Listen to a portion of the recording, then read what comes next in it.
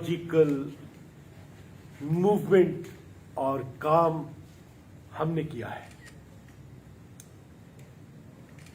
पाकिस्तान बनाने में मेरा पूरा खानदान शहीद हुआ है, मेरे अब्बू के माँ बाप बहन भाई, और हम जैसे न जाने कितने लोग हैं। जमाना तब्दील हो गया है, कॉन्स्टिट्यूशन भी बदल गया है।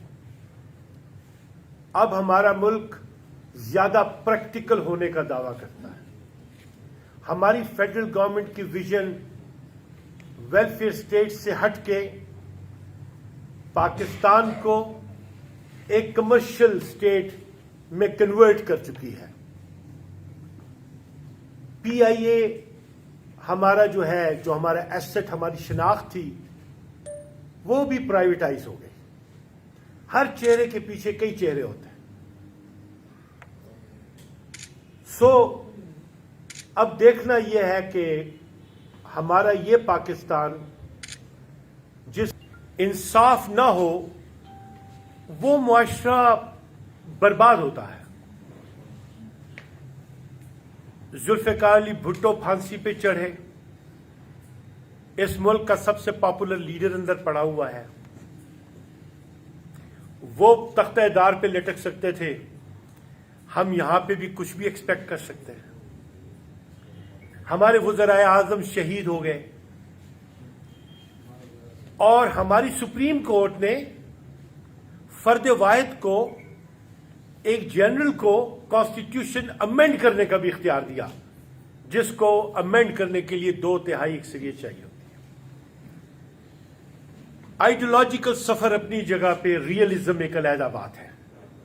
रियलिज्म जो ग्राउंड रियलिटीज हैं, ड्रोन हमले हो रहे थे, हम कह रहे थे हमारी सॉवरेनिटी कहां गई। अब वेनेजुएला के सदर को उसके मुल्क से उठा के ले गए हैं, तो सॉवरेनिटी और जमीनी हकायक की बातें तब्दील हो गई। जब तब्दील हो गई हैं तो जाहिर है पाकिस्तान को भी इन मौजूदा हालात में अपने आप को आगे लेके जाना होगा, लेकिन कैसे लेके जाए? इस मुल्क को करप्शन का गहवारा करार दिया जाता है। बैनुल अक़वामी राइटर्स ने यहां तक लिखा है कि इन्हें पैसा दो, इनकी पूरी पार्लियामेंट बिक जाएगी। ये लोग तो अपनी माएं और बहनें भी लाके पेश कर देंगे, पैसा दो। ये बैनुल अक़वामी किताबों में और तबसरों में कहा गया है।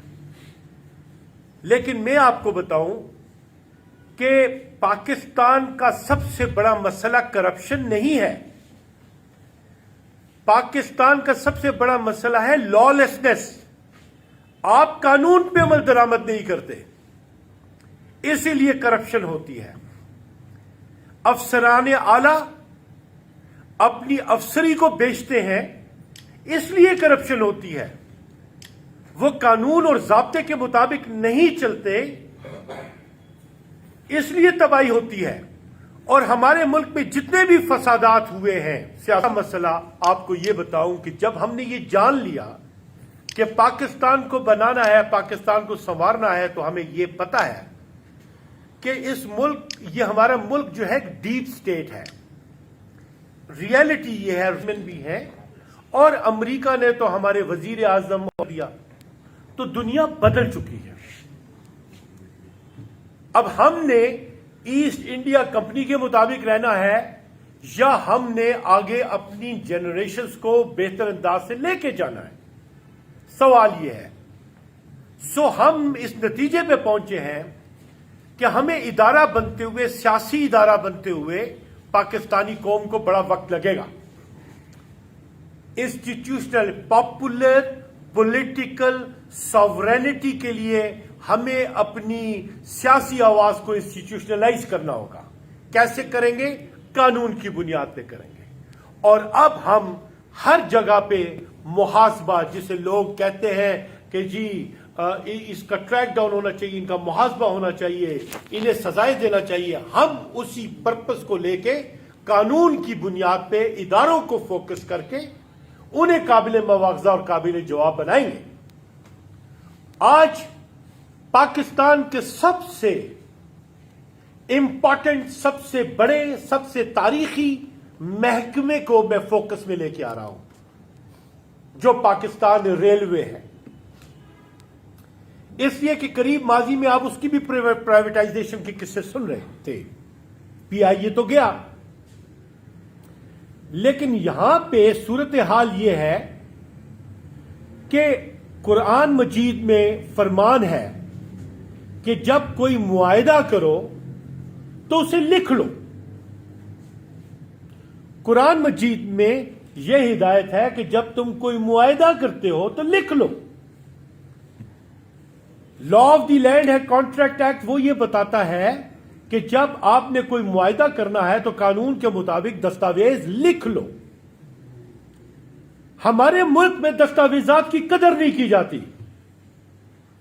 باہر بیٹھ کے چارٹر آف ڈیموکریسی سائن کرتے ہیں ہمارے لیڈر, اور ملک میں آ کے کہتے ہیں کہ وہ صحیفہ قرآن تو نہیں ہے. دستاویز کی اس طرح سے توہین کرتی ہیں. ایفائے عہد یہ لوگ ایسے کرتے ہیں. پھر ہمیں کہا کہ جی یہاں پہ ہم نے یہاں پہ ہیروئن اور نارکوٹکس کی کاشت ہوتی ہے, ہم اسے انڈسٹریلائزیشن میں کنورٹ کرنا چاہتے ہیں, گدون مذہبی بنا دیا. اور وہاں پہ کہا کہ جی 10 سال تک آپ کو یہ مراعات ہوگی. لوگوں نے اپنے زیور بیچے, کارخانے لگا دیے. ان لوگوں نے وہ وعدہ توڑ کے وہ فیسلٹیز وڈرا کر لی. لوگوں کا بیڑا غرق ہو گیا. عدالتوں میں گئے تو عدالتوں نے کہا کہ جو اتھارٹی آپ کو کام دیتی ہے وہ آپ سے واپس بھی لے سکتی ہے. تو کہاں گیا وہ قرآن کا مینڈیٹ اور کہاں گیا قانون کی بات؟ آپ نے ایگزیکٹو ول کا محتاج بنا دیا, قانون کو ایک طرف رکھ دیا.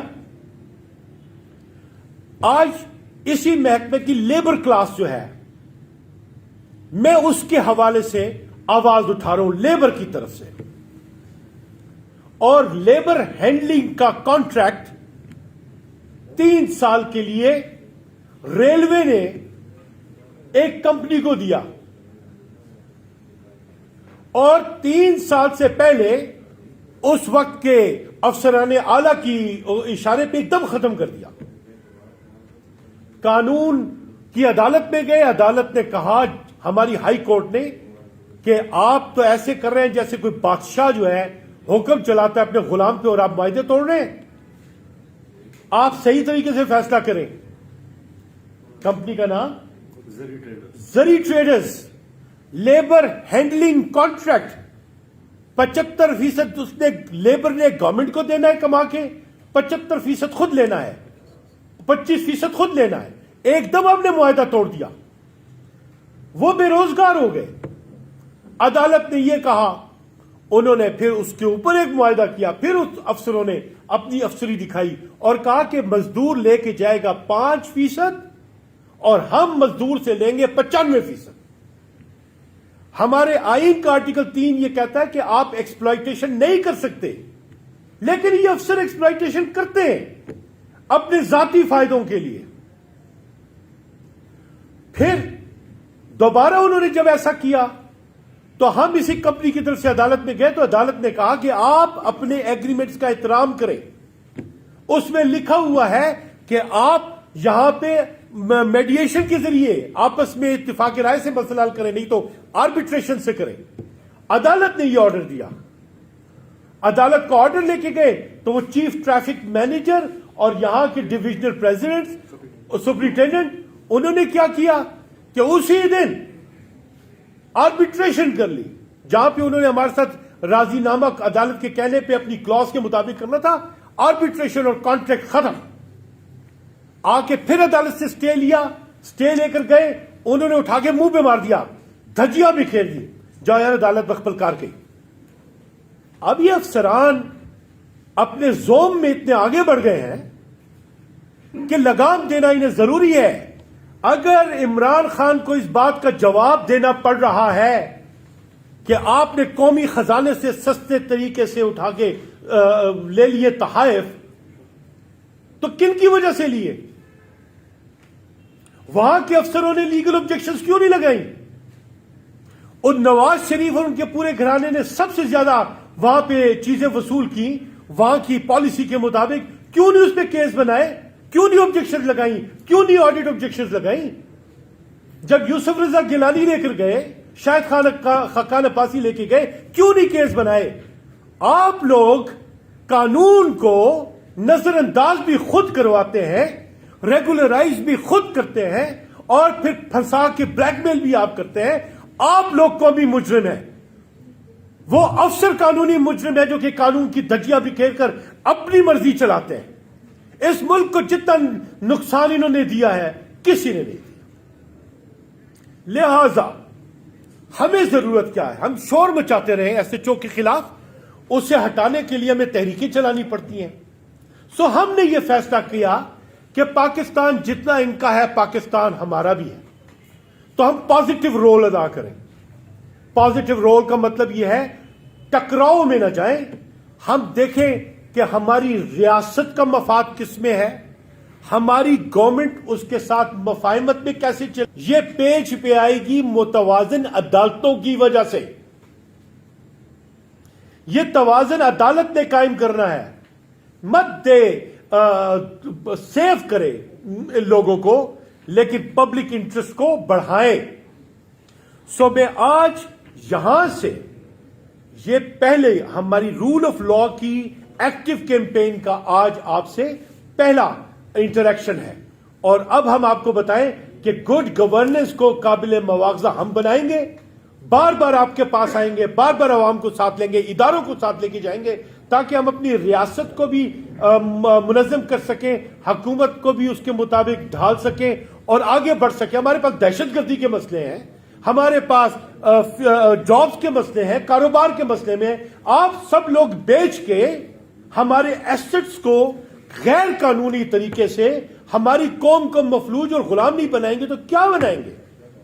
لہذا ہمارا یہ فرض بنتا ہے پاکستانیت کی نسبت سے اور پاکستانی قانون کو جاننے والوں کی طرف سے کہ ہم قانون کے اطلاق میں اپنی عدلیہ کی بھی مدد کریں تاکہ متوازن فیصلے آئیں پبلک انٹرسٹ کے معاملات میں. اوپر جو ہو رہا ہے وہ تو ہمیں پتہ چل گیا کہ وہاں سے جہاز آتے ہیں اور اغوا کر کے لے کے چلے جاتے ہیں, وہ ہمیں پتہ چل گیا, ہمیں اپنی فیلڈ میں بھی پتہ چل گیا. لہٰذا اب وہ ایشوز ہم سمجھ نہیں پاتے, اس لیے کہ وہ ظاہر ہے ان عسکری نقطہ نظر کے ایشوز ہیں موجودہ گورنمنٹ کی. آپ با اختیار ہے, آپ چلائیں گے, ہماری بات نوٹ کر لیں. جب تک پرائیویٹ سیکٹر اور گورنمنٹ سیکٹر کی کلیبوریشن سے کام نہیں ہوگا قانون کے مطابق, تو کوئی ادارہ آگے نہیں چل سکتا, چلے گا ہی نہیں, ممکن ہی نہیں ہے. سو یہاں پہ اس چیز کو سم اپ کرتے ہوئے پاکستانی قوم کی, ہماری, ہم سب کی نجات اس میں ہے کہ قانون پہ عمل درآمد کرائیں. اپنے چیف ٹریفک مینیجر ہے, اس کا عہدہ جو ہے, اس کو جو ہے اس کے خلاف کنٹمپٹ موو کر رہے ہیں, اور اس کے یہ جو یہاں پہ ڈویژنل ہیڈ ہے اس کے خلاف کنٹمپٹ موو کر رہے ہیں کہ اس نے کیسے کہا کہ وہ عدالت کے حکم کو نہیں مانتا, اس نے کیسے عدالت کے حکم کے خلاف اپنی مرضی کے لوگوں کو کام دے دیا اور کام جو ہے قانونی لوگوں کو روک دیا. لہذا تعین عدالت کا کیس بڑی سنجیدگی سے ان کے خلاف دائر کیا جائے گا, چلایا جائے گا اور جواب لیا جائے گا. اور پھر عدالت جو ہے وہ بیٹھی ہے انصاف کی کرسی پہ. انہوں نے تو امام ابو حنیفہ وہ پوزیشنز ایکسیپٹ کی ہیں جو امام ابو حنیفہ نے ریفیوز کر دی تھی, اور یقینی طور پہ وہ بہت چیلنجنگ کام کر رہے ہیں. ہم بھی ان کی معاونت کریں گے. اللہ تعالیٰ ان کے گڈ کانشیس میں ان کی مدد کرے, اور ہماری جو معاہدہ کرو اس پہ لکھ لو, اس پہ عمل درآمد کرو. تو جو لوگ قرآن کی اس قانون کو توڑتے ہیں, جو لا آف دی لینڈ کے قانون کو توڑتے ہیں, ان کی جواب دہی ضروری ہے, ورنہ لوگوں کے خلاف مقدمے سیاسی بنتے رہیں گے, بدنیتی سے اختیارات استعمال ہوتے رہیں گے, پاکستان تنزل کی طرف جائے گا اور لوگ ایک دوسرے پہ بلیم لگائیں گے. پبلک ریپریزنٹیٹیوز جو ہیں اصل معنوں میں پبلک ریپریزنٹیٹیو نہیں رہیں گے. یہ ہمیں بھی سوچنا ہے. تو صوبائی حکومت بھی پرائیویٹائزیشن کی طرف جا رہی ہے, اور ہیلتھ میں اور اسکولوں کی پرائیویٹائزیشن یہ تھی, اور ہماری پارٹی کے سیکرٹری جنرل کی فائنڈنگز یہ تھی کہ مسئلہ در حقیقت یہ نہیں ہے کہ کسی ادارے کے زوال کا یا اس کے ڈکلائن کا. مسئلہ یہ ہے کہ وہاں پہ صحیح طریقے سے گورننس نہیں ہے, اور اس پہ انہوں نے کہا کہ ہمیں کیا کرنا ہے, ہمیں یہ کرنا ہے کہ جو گورنمنٹ کے ادارے ہیں کہ ہم نے کیا کرنا ہے کہ اس میں प्राइवेट सेक्टर को मिलाना है, इश्तिराक अमल से इन्हें इकट्ठा करना है। में देखें यहाँ पे हॉस्पिटल्स बनाए, एमटीआई बनाया और उसपे पब्लिक रिप्रेजेंटेशन दे दी कि ये एक्सपर्ट्स होंगे, पब्लिक रिप्रेजेंटेटिव रिफा से आएंगे और ये मिल के चलाएंगे। हर हॉस्पिटल को उन्होंने एम्पावर कर दिया और इख्तियारात दे दिए। तो हमारी पॉलिसी से गुज़श्ता कल से हमने गैर एलानिया लेकिन गैर रस्मी गुफ्तगू शुरू की, इन्वॉल्व करना शुरू किया। कल हमने यहाँ की एक पॉलिटिकल पार्टी जो है उसकी वकला और सियासी ये प्रोविंशियल कैबिनेट को मदऊ किया था और रूल ऑफ लॉ पे हमने उनका ताउन हासिल किया है। सही कहा, हम बार काउंसिल्स को भी लेंगे, हम पॉलिटिकल पार्टीज को भी लेंगे और सबसे इंपॉर्टेंट है मीडिया को एंगेज करेंगे, तो तब ये बात जो है साइकिल की सूरत में आगे बढ़ेगी।